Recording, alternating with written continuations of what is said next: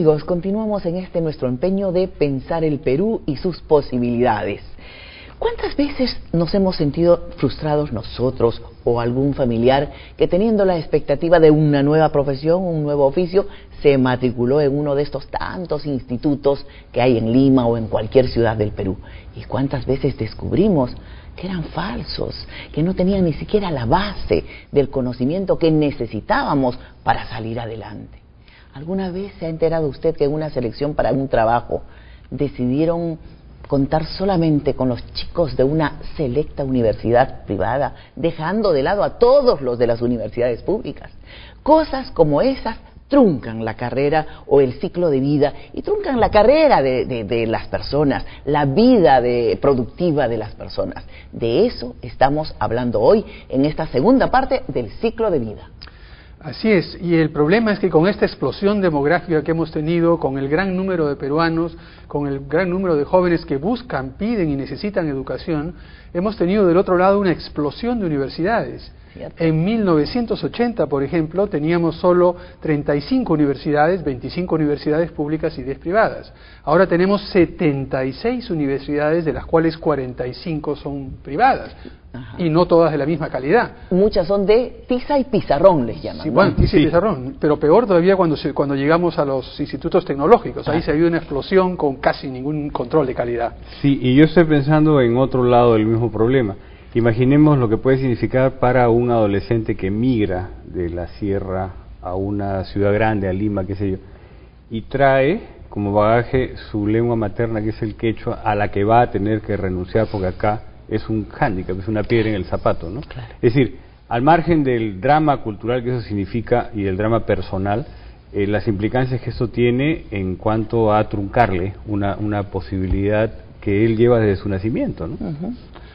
Quiere decir en realidad que los bloqueos que se producen a lo largo del ciclo de vida no solamente empiezan al principio, vienen a la infancia, sino también nos agarran así de sopetón, por decirlo de frente, cuando tratamos de empezar a prepararnos para la vida de trabajo. Tenemos ahora algunas frases de los expertos a los que hemos invitado para ayudarnos a pensar en este ciclo de vida. ¿Qué posibilidades tiene realmente una niña indígena peruana en un país como el Perú?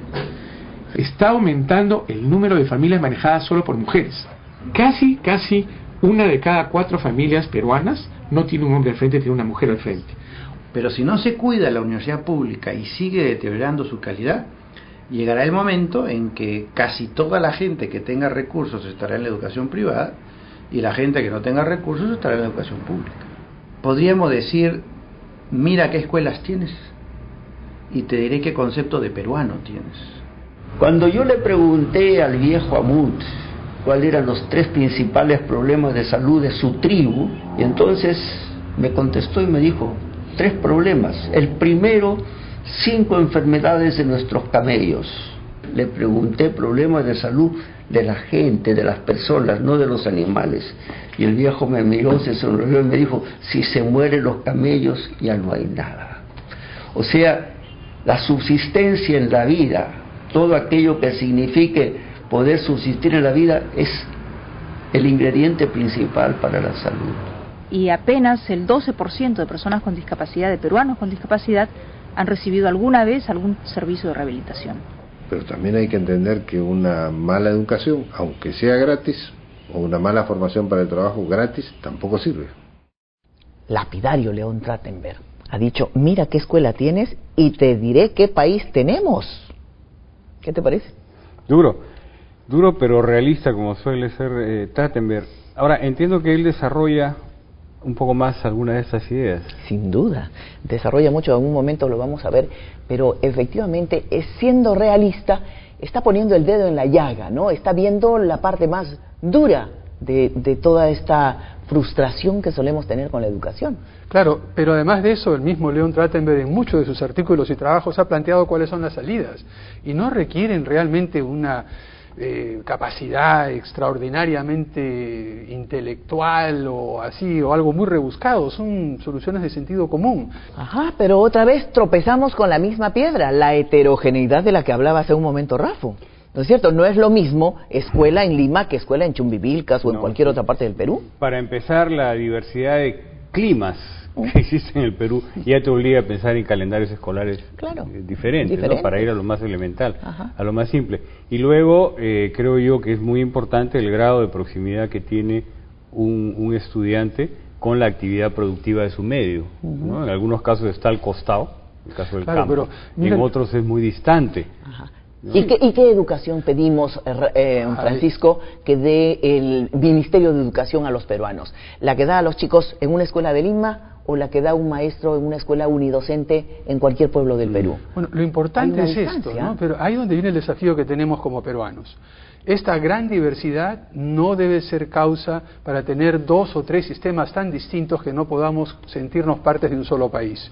Lo importante, como decía hace un rato Rafa, es que si alguien viene de la sierra pueda en Lima metropolitana o en alguna de las ciudades del norte o en cualquier parte del país en la cual haya un centro de estudio superior de buena calidad, poder continuar estudiando. Entonces el desafío consiste en cómo articulamos esa heterogeneidad y al mismo tiempo damos ese piso mínimo que nos permita a todos tener acceso al mismo tipo de oportunidades. Y no termina excluido, que ese es otro tema también del que estamos hablando. Vamos a ver cómo desarrolla el tema León Trachtenberg.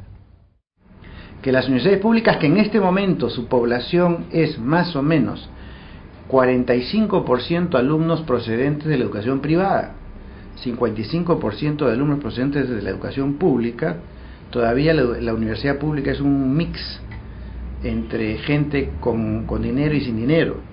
Si se cuida la calidad de la universidad pública, puede mantenerse todavía como un punto de encuentro entre ricos y pobres, pero que se juntan porque tienen un interés común profesional, vocacional. Pero si no se cuida la universidad pública y sigue deteriorando su calidad, llegará el momento en que casi toda la gente que tenga recursos estará en la educación privada y la gente que no tenga recursos estará en la educación pública. El proyecto de vida tiene que ver con cultivar su autoestima, con darles una formación básica que les permita avanzar en la vida, con sentirse útiles, sentirse queridos, apreciados, sentir que son capaces. Eso se les puede dar en la educación pública. Y hay un montón de experiencias innovadoras en la escuela pública que con un pequeño empujón podrían dar excelentes resultados. Parte del rol del Estado es identificarlas y divulgarlas para que primero la gente que va a la educación pública se dé cuenta de que también en la educación pública pueden haber buenos resultados, y segundo, para que unos aprendan de otros. Educación tiene que ver con desarrollo y educación tiene que ver con autoestima nacional. Podríamos decir, mira qué escuelas tienes y te diré qué concepto de peruano tienes. Y bueno, acaba de alertarnos qué va a pasar con la educación nacional si toda la gente que tiene dinero va a la educación privada y se forma relativamente bien, y toda la gente que no tiene dinero, no tiene recursos, va a la educación pública y recibe una formación mediocre, que por supuesto luego colisiona con el proyecto de vida. Claro, pero recordemos, no todas las universidades privadas son excelentes. Hay de todo un poco allí. Esa heterogeneidad que caracteriza al Perú es también parte de la educación privada. Hay unas muy muy buenas y otras que básicamente son simple y llanamente una fábrica de títulos. Lo que yo creo es que con este boom que hay de universidades privadas, muchas de ellas creo que medio fantasmales o virtuales, por llamarlo con una palabra de la modernidad, es una palabra generosa. Es que efectivamente están hiper segmentando y aislando al estudiante en una cápsula medio narcisista, porque lo hacen sentir como que va a ser, por ejemplo, el gran marquetero, el gran publicista, y no le debe interesar nada más que eso. No sé si suene un poco anacrónico lo que voy a decir, pero yo sí creo que deberíamos pensar en el papel que cumplió, por ejemplo, la Universidad de San Marcos a lo largo de tantísimos años como un espacio de humanista, ¿ya?, pero también de congregación de diferentes sectores sociales. Y no solamente la de San Marcos, la UNI también, por ejemplo. La UNI, la agraria, sin duda, ¿no? De hecho, bueno, lo sigue siendo. Y antes de las universidades, el Colegio Guadalupe, ¿no?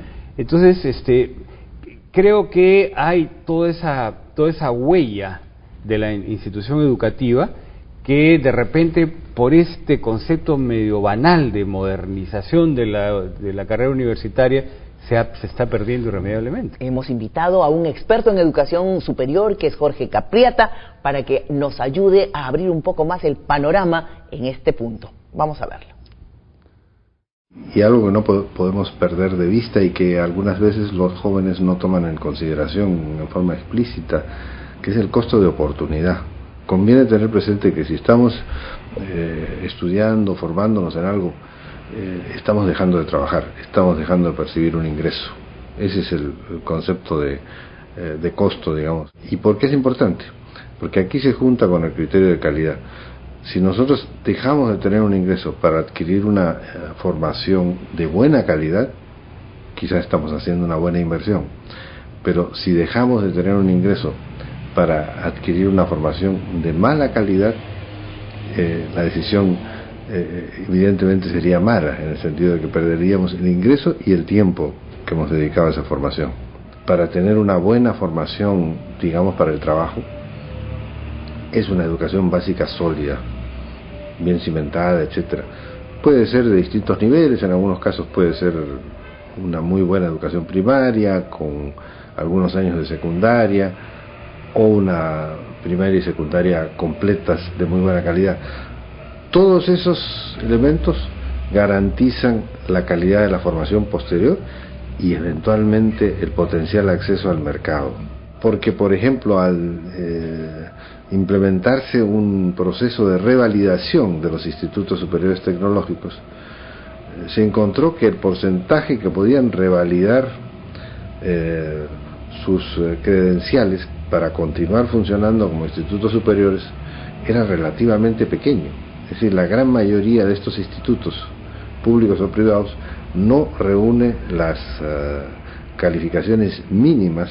La primera cosa es informarse. En realidad hay bastante información disponible, por ejemplo, en los portales de los ministerios de Educación y de Trabajo.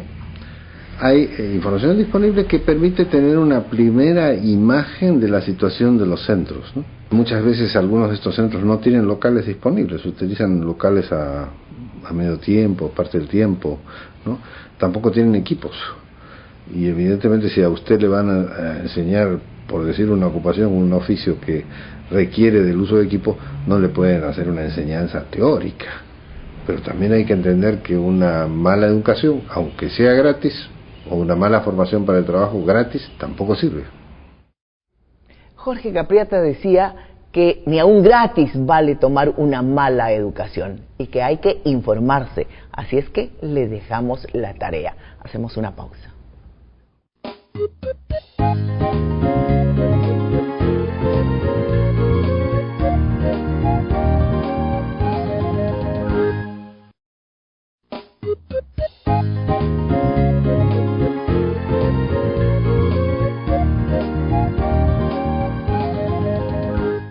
Y bueno, los chicos mismos están encontrando las salidas a estas trabas que hay en la educación. Nuevas carreras, nuevas posibilidades. En un mundo exigente, en un mundo cambiante, ¿qué es lo que tenemos hoy día? Por ejemplo, magníficos, extraordinarios chefs en el Perú y chicas en carreras que antes se denominaban de hombres. Sí, de repente lo que hemos escuchado en el segmento anterior... O sea, los chicos a la cocina y las chicas a la calle. De repente algo de lo que hemos escuchado en el segmento anterior pueda sonar un poco contundentemente depresivo, pero me parece bien interesante lo que vamos a ver ahora. Prueba que esto está cambiando, en primer lugar.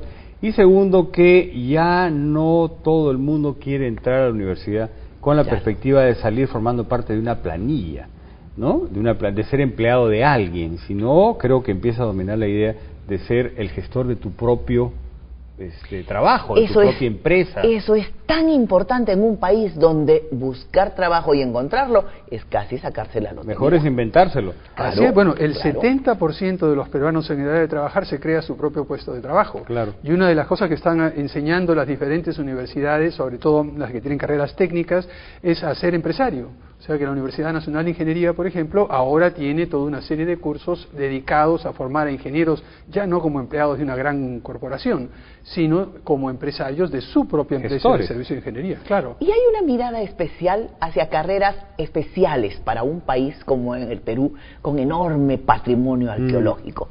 Vamos a ver a una chica arqueóloga feliz de su carrera. Tiene que ver mucho con la vocación de la persona, ¿no? Tú caminas por el Perú y encuentras ruinas a cada instante, vas a la sierra, a la selva, ¿no? Entonces, uno si tiene la vocación, simplemente ya estudia porque realmente le gusta y tiene el interés de trabajar por el país, ¿no? Finalmente la arqueología es eso. A veces uno como estudiante a veces le ha tocado experimentar comentarios, pero muchos vas a estudiar arqueología y no, ¿y qué te dicen tus papás, no? Bueno, eso es algo que también uno está peleando porque tú sabes que quieres hacer esto y vas a encontrar siempre los medios para los cuales siempre vas a salir adelante, ¿no? Te vas a insertar en proyectos, sean cortos o pequeños, y a la larga vas a conseguir cosas, vas a tal vez publicar tú misma, hacer tu propio proyecto, buscar tus financiamientos. Eso ya depende de cada uno. Así como mucha gente ingresa, la mitad puede irse a la mitad del camino y son muy pocos los que quedan, ¿no? Los que realmente sienten que saben a lo que se van a dedicar a toda su vida.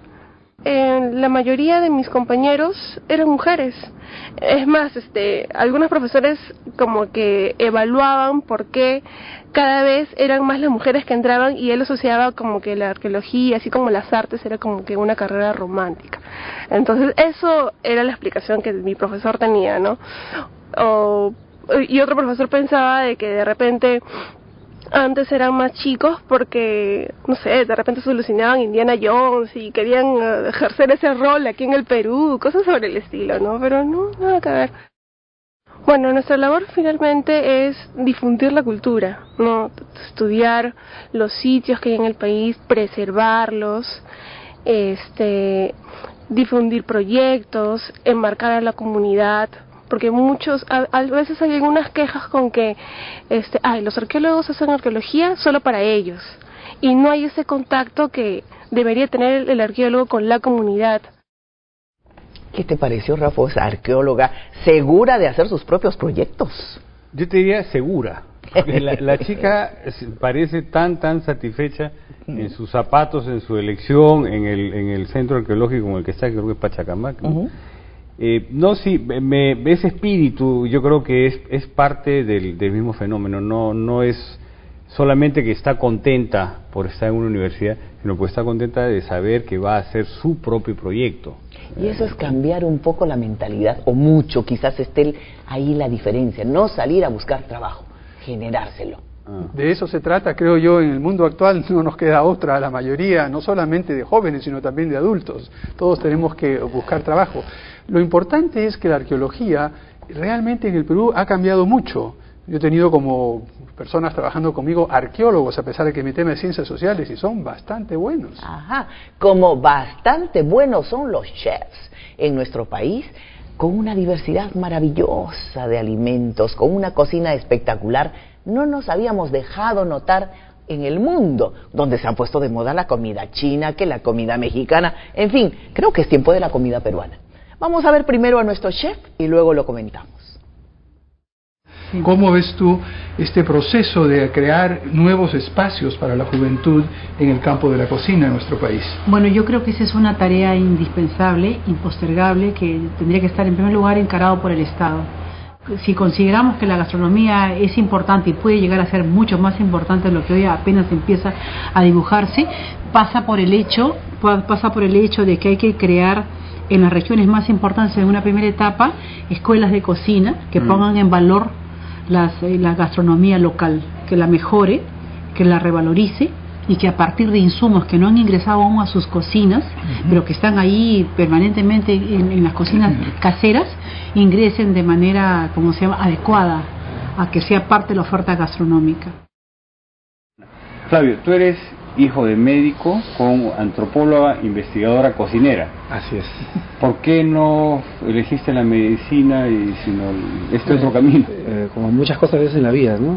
Esa pequeña motivación de un momento a otro cobró mucha fuerza y me decidí por la cocina, ¿no? Por la hotelería, bueno, por la cocina, desde la cocina, la hotelería, porque en ese tiempo no se conocía mucho la carrera como tal, aquí en el Perú al menos, y entonces dije hotelería. No pensemos que cocinero acaba sus 2 años, sus 3 años de estudios y listo, y a la cocina y se acabó. O sea, yo siempre le digo a mis alumnos, tienen que hacer un reconocimiento de los estilos culinarios que hay, tienen que hacer reconocimiento de los insumos que tienen a la mano, tienen que fijarse tienen que fijar una personalidad para su cocina, un estilo propio.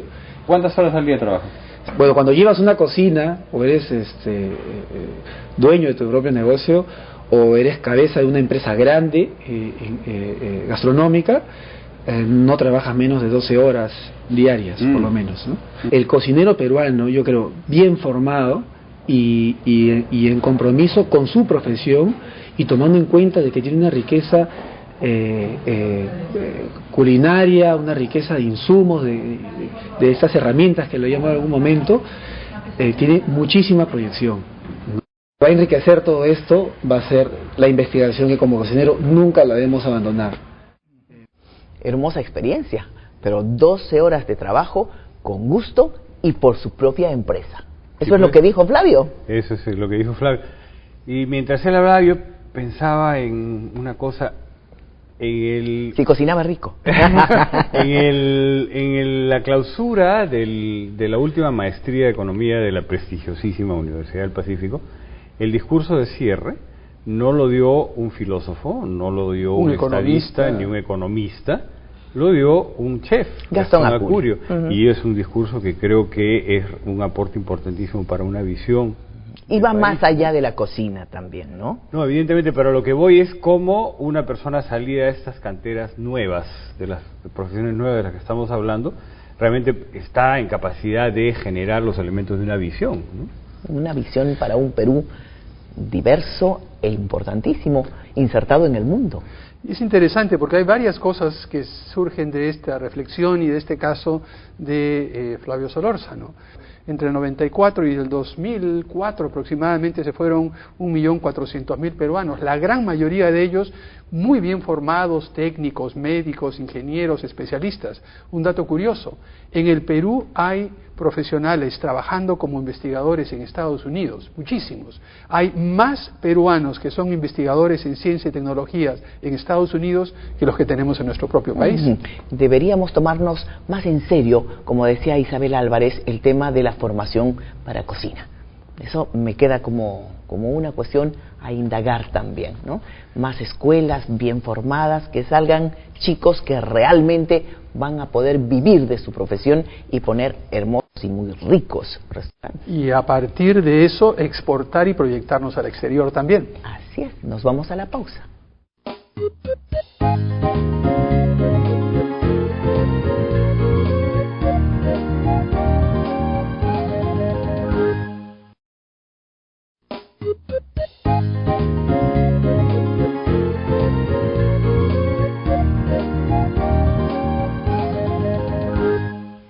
Entre las vulnerabilidades más puntuales se ha anotado de las mujeres.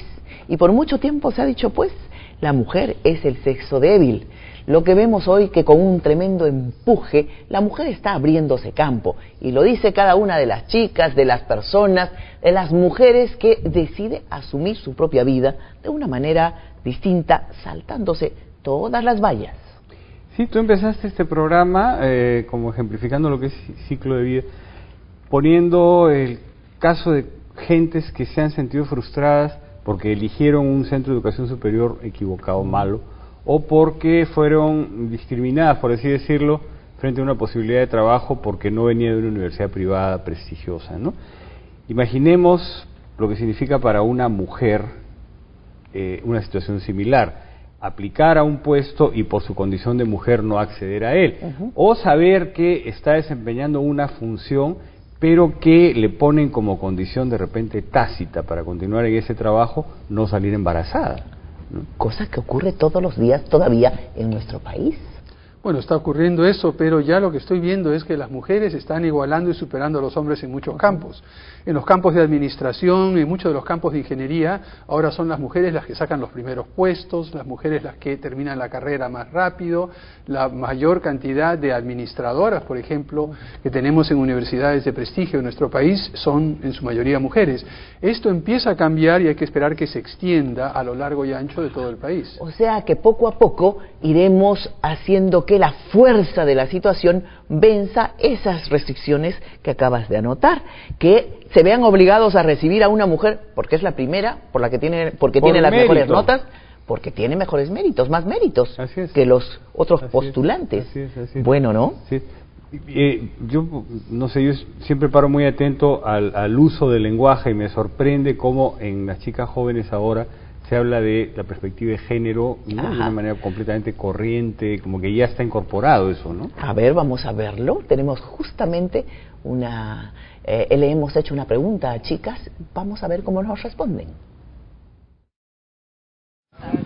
Realmente es un pensamiento retrógrada. Sabes bien claro que las mujeres pues estamos a la misma par de los varones, no tiene nada que ver. Las mujeres somos aptas para estudiar cualquier tipo de carreras, o sea, el género no tiene ninguna implicancia, ninguna influencia en la carrera que optes. O sea, las carreras se determinan en cuanto a las capacidades intelectuales y eso no varía en hombres o mujeres. Primeramente fue una desventaja, ¿no?, frente a los hombres, pero creo que ahora las condiciones son para ambos iguales, ¿no? Porque yo estudié una carrera de hombres, una ingeniería metalúrgica y creo que me va muy bien. Bueno, yo creo que la mujer ya está tomando un papel importante, ¿no?, en lo que es el mundo y tiene derecho a superarse igual que los hombres, ¿no? En la sociedad que ahora vivimos, ya no puede haber solamente carreras que pueden estudiarse por hombres o solamente por mujeres. Creo que todos somos iguales y cada uno tiene derecho a estudiar lo que quiere y hacer lo que verdaderamente no le gusta. O sea, la mujer está sobresaliendo bastante ahora, ¿no? Ya no es como antes. Creo que es un gran ejemplo ver que mujeres ahora estamos tomando la posta, ¿no? No, nada que ver. Ahora las mujeres también, no hay problema. Bueno, después de ver a estas chicas, eso de la vulnerabilidad de las mujeres va quedándose de lado. Estará restringida solamente a algunos ámbitos, por ejemplo, mujer, madre sola, criando a todos sus hijos, pero no más. Estas chicas que acabamos de ver no tienen se nada de sienten vulnerable, para nada dejadas de lado. Sí, yo no sé, pienso que esto de la vulnerabilidad también, como todo, es relativo, ¿no? Creo que bajo una perspectiva tradicional, efectivamente, la mujer es vulnerable o es más vulnerable y si es pobre lo es más todavía, pero esto está cambiando radicalmente, esencialmente.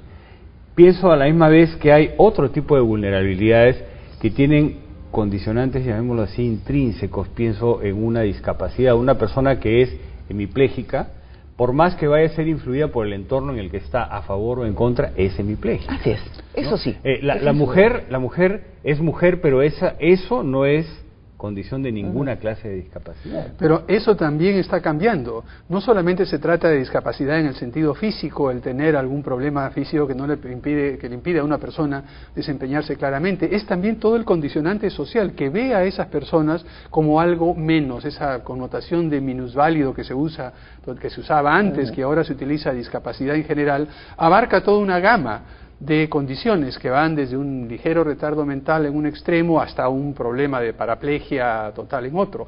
Claro que son más vulnerables, pero es también un condicionamiento social y hay situaciones y condiciones en las cuales la sociedad organizada, padres, familias, todo, hacen que esa condición de discapacidad prácticamente se vea superada hasta donde es posible y encontrarse con la barrera puramente física. Hasta donde es posible, porque efectivamente una vulnerabilidad producto de una discapacidad o una enfermedad discapacitante no solamente trunca o hace más difícil el ciclo de vida de la persona que la padece, sino de toda la familia, de todo su entorno. Sí, así es. Vamos a verlo.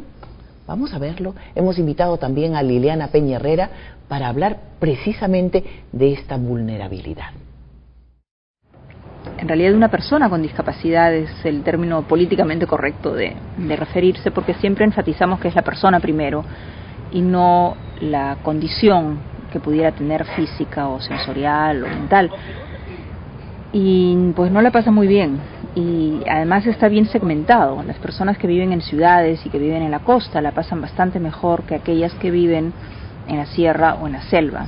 Y apenas el 12% de personas con discapacidad, de peruanos con discapacidad, han recibido alguna vez algún servicio de rehabilitación. Idealmente debería poder acceder a la educación, poder ir a la escuela de la esquina de su casa. Idealmente debería recibir el tipo de servicio de salud que requiere, si requiere usar silla de ruedas, si requiere una prótesis, si requiere un lente, si requiere alguna operación, si requiere medicina, si es que tiene algún problema de salud mental, debería poderlo recibir al costo que su condición le permita afrontarlo, ¿no? La verdad es que los servicios no están al alcance. Entonces, ¿cómo debiera ser idealmente poder acceder a servicios de educación, de salud, poderse mover en transporte público? Me acuerdo, había una señora que llevaba a su hijo, que tendría unos 18 años y era un altote, grandote, fornido, y la señora era bajita, chiquita, ¿no? Y para llevarlo al colegio, la señora vivía en Huarochirí. Se levantaba a las 4 de la mañana, cargaba a su hijo, y para poder caminar con él, lo que hacía era lo amarraba por la cintura delante de ella y los pies del muchacho en los pies de ella, y así caminaba, ¿no? Y así lo traía al colegio que quedaba en San Miguel. Y para poder traerlo tenía que haber dejado atendidos a los otros hijos, ¿no? Esa es la realidad. Entonces, construir un proyecto de vida es casi a pulso. Cifras brutales las que hemos escuchado. 70% de personas con discapacidad no trabajan. Si el Estado no se ocupa de ellos, ¿quién lo hace? ¿Quién los cuida? Solo la familia, si tiene plata. Porque si no tiene, no tiene ningún acceso a nada. Si tiene plata y si tiene espíritu para hacerlo, ¿no? Porque... Como esa mamá que lleva a su hijo. Exactamente, esa señora no tiene plata, pero tiene todo el espíritu para hacerlo. No, ciertamente hay casos realmente muy, muy difíciles, muy complicados, y realmente es emocionante. Tú mencionaste que es el Estado. Bueno, no es solo el Estado, hay una serie de grupos, asociaciones civiles, de grupos de voluntarios que trabajan admirablemente ayudando, pero es una cosa en pequeña escala. Hace muy poco. A eso voy, pero ya hay una buena base, y incluso si el Estado pudiera hacer más, el Estado no sería la respuesta.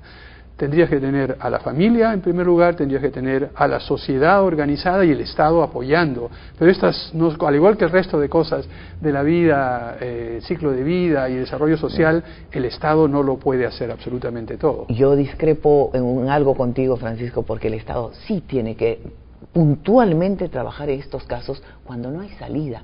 ¿Qué pasa con un chico discapacitado, profundamente discapacitado, y una mamá sola? ¿Ahí quién la ayuda? Por mucho que quiera la madre, no puede hacer más.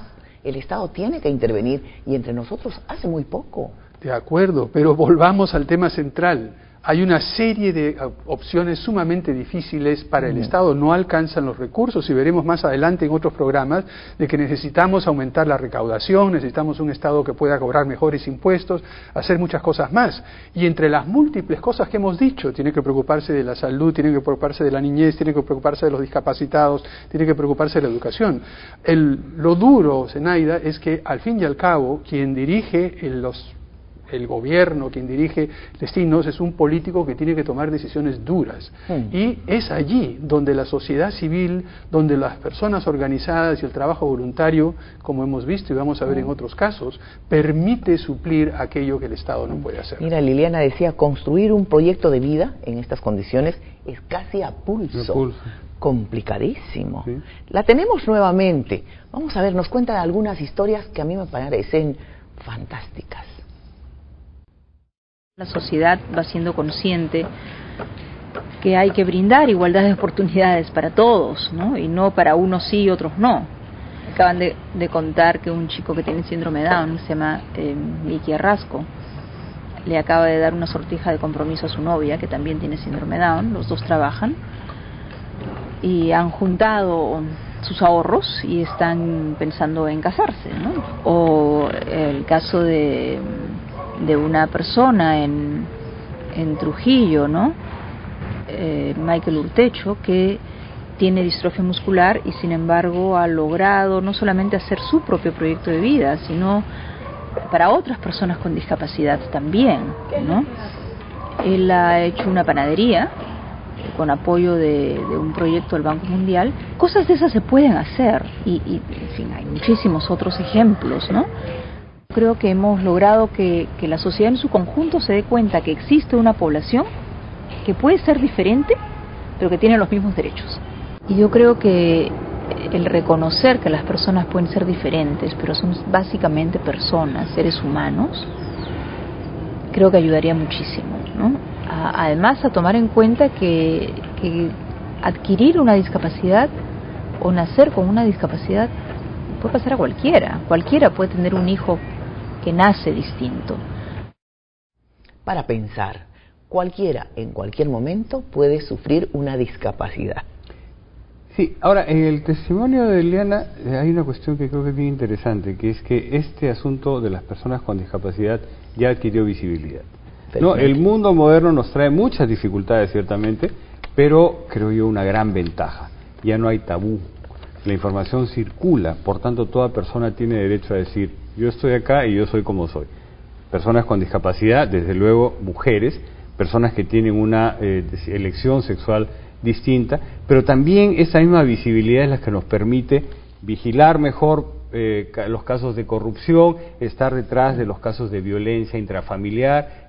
Creo que todo eso, a pesar de lo complicado de una discapacidad, todo eso también es un avance, ¿no? Claro, forzando por un Estado inclusivo. Así es. Claro, y yo creo que lo importante es reconocer que todos tienen los mismos derechos. Y me ha tocado, por razones personales, estar muy cerca de dos casos de discapacidad. Uno de ellos con un joven con síndrome de Down y otro joven mucho menor que tiene distrofia muscular. La clave que he podido ver alrededor en este entorno familiar es considerarlos como unos más, incluirlos, no se les excluye de nada, forman parte de la misma familia, la misma discusión. Claro que hay que quizá cargar al joven, llevar de un lado para otro, pero no se siente que se le deja, no se siente que no es parte de la familia, no se siente de lado. Yo creo que ese esfuerzo por incluir, por hacer parte de la familia y no dejar fuera a las personas con discapacidad es la clave emocional del tema. Hacemos una pausa, volvemos con la parte final.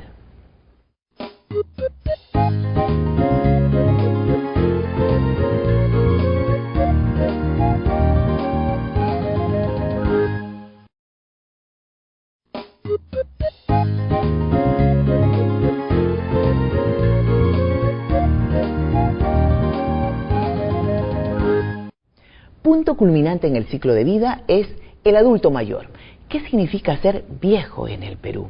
El Estado, las instituciones, las personas, ¿nos ocupamos de nuestros viejos? ¿Los atendemos? ¿O al revés? ¿Los olvidamos? ¿Los arrinconamos? ¿Hacemos que esperen simplemente la hora final? No, yo creo que eso es realmente terrible. Tenemos que pensar en cómo hacer uso de los adultos mayores, de las personas que continúen siendo personas útiles para toda la sociedad. Eso es un problema ahora. Tenemos 1 de cada 15 personas como adultos mayores. Mañana será 1 de cada 10, 1 de cada... Sí, pero ese 8. Mañana puede ser más grave incluso, porque habrá que ver qué condiciones tienen los hijos adultos de esos adultos mayores para acogerlos en sus casas, como todavía se da ahora, ¿no? Así es, porque llegará un momento en que esos señores no tengan ni derecho a una magra pensión o al seguro social, que atiende mal, pero atiende. Vamos a ver qué nos dice sobre el tema el doctor David Tejada. Perú es un país de grandes desigualdades y de grandes injusticias, de discriminaciones y de marginaciones.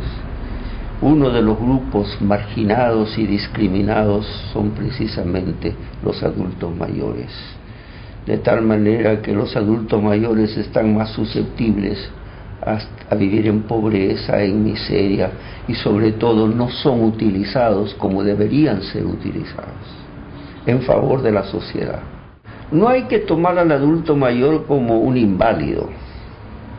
Hay que tomar el adulto mayor como un recurso muy importante que está siendo desperdiciado, un recurso con conocimientos, con vivencias, con sabiduría, con experiencia, de tal manera que hay que considerarlo un recurso para los demás y no simplemente una persona en el lado de recibir una serie de beneficios.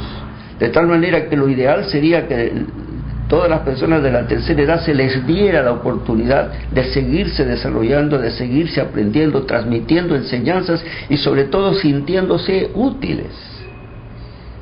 Eso es salud. que los adultos mayores sean útiles, que no se les vea solamente como personas que reciben, sino que dan experiencia, su conocimiento. Tenemos que cambiar de actitud, de pensar en los adultos mayores como alguien a quienes tenemos que cuidar para incorporarlos a la vida activa. Me imagino que podría hacerse con adultos mayores trabajando en guarderías, ayudando y dándoles una pensión y quizá alguna cantidad de dinero adicional por una colaboración, un trabajo que hagan ayudando a la comunidad.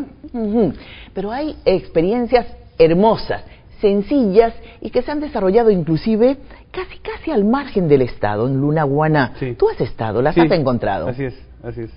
Sí, bueno, vamos a ver un par de casos de personas de edad bastante avanzada que están bien, pero que nos obligan a pensar cuánto mejor pudieran estar si es que en su ciclo de vida se hubieran dado ciertas condiciones elementales, digamos, de bienestar que ellos no tuvieron, ¿no? El señor Félix Cama, además, que es un investigador de arqueología, en Incahuasi, ha superado una discapacidad, tiene una sordera que es muy notoria, pero más allá de eso, igual ha desarrollado su vida. Los vemos.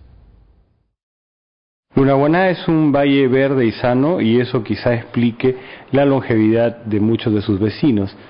Estamos en pleno siglo XXI y se supone que cerca de una de las utopías de la modernidad como es el estado de bienestar. Sin embargo, doña Juana Rosa y don Félix no han conocido el estado de bienestar y en realidad casi no han conocido ningún estado. Imaginemos lo que hubieran sido sus vidas de haber tenido ellos acceso a la educación completa, a la salud o a una jubilación justa. Desde los 11 años tuve curiosidad por Incahuasi. Cuando falleció mi mamá, mi papá me botó a trabajar ahí en la hacienda de Lúcumo. Ajá.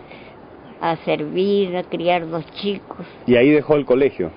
Ahí me enseñaban un poquito. Doña Juana Rosa, viuda de Nolasco, tiene 85 años. Ella aprendió a hacer pisco cuando tenía menos de 20, al momento de casarse con don Pedro Nolasco, quien hereda una bodega que en ese entonces ya era antigua.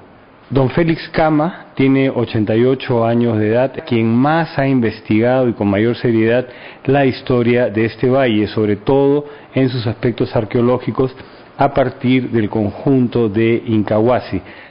Las vidas de ellos se han hecho a punta de lucha a pulmón, una lucha individual solo sostenida en redes familiares y sociales, pero no insertadas en una red mayor, pública, que les hubiera podido garantizar una vida de mayor calidad. Lo hemos visto desde que yo tengo esa razón de investigar acerca de, no solamente de Incahuasi, sino del origen del nombre de Lunahuaná, acerca de la guerra con Chile y todo lo que es historia en Lunahuaná, ¿no?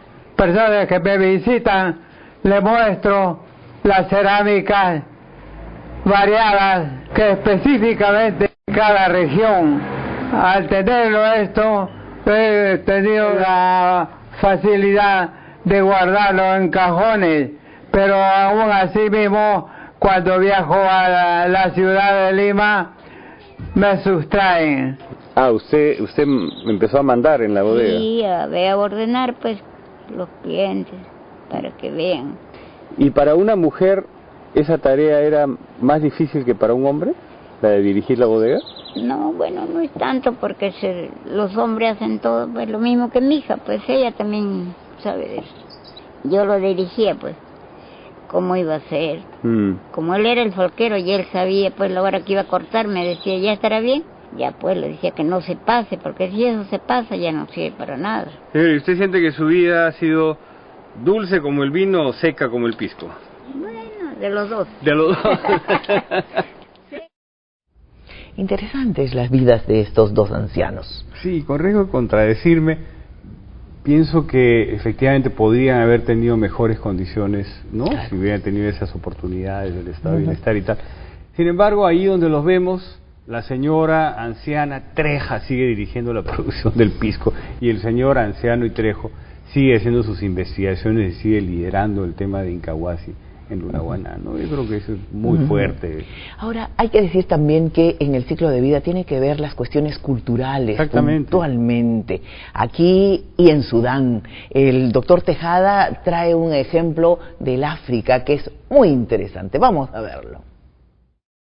Pero quien me abrió los ojos para hacerme ver lo que era salud era el viejo Amut. El viejo Amut tenía más de 80 años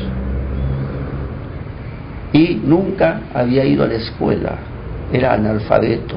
Cuando yo le pregunté al viejo Amut cuáles eran los 3 principales problemas de salud de su tribu, era la tribu más grande nómada en todo ese desierto, y entonces me contestó y me dijo 3 problemas. El primero, 5 enfermedades de nuestros camellos.